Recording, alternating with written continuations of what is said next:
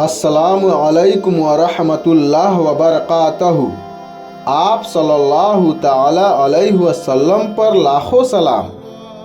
नबी करीम सल्लल्लाहु अलैहि वसल्लम सादा अउरी सस्ता जुबान इस्तेमाल करत रहनी, चाहे वो कौनो फर्ज से गुफ्तगू करत रहनी।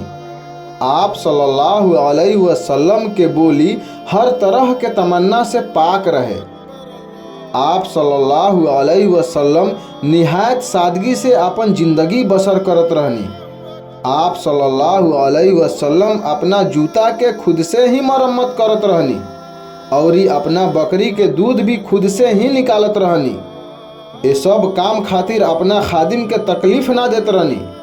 आप सल्लल्लाहु अलैहि वसल्लम के जाती खादिम हजरत अंस रजी अल्लाह ताला अन्हु के कहनाम बा कि हम आप सल्लल्लाहु अलैहि वसल्लम के खिदमत में 10 साल तक रहनी, लेकिन आप सल्लल्लाहु अलैहि वसल्लम एक बार भी हमरा से ना पूछनी कि तू हई काम काहे ना कैलह आ चाहे हई काम काहे भइल।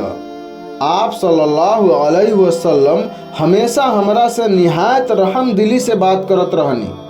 अल्लाह के प्यारे नबी आप सल्लल्लाहु अलैहि वसल्लम के सुन्नत पर जे भी चली ओकर दीन आ दुनिया दुनू बनल रही। या रसूलुल्लाह सल्लल्लाहु अलैहि वसल्लम आप हम सब पे नजरे करम फरमाइए।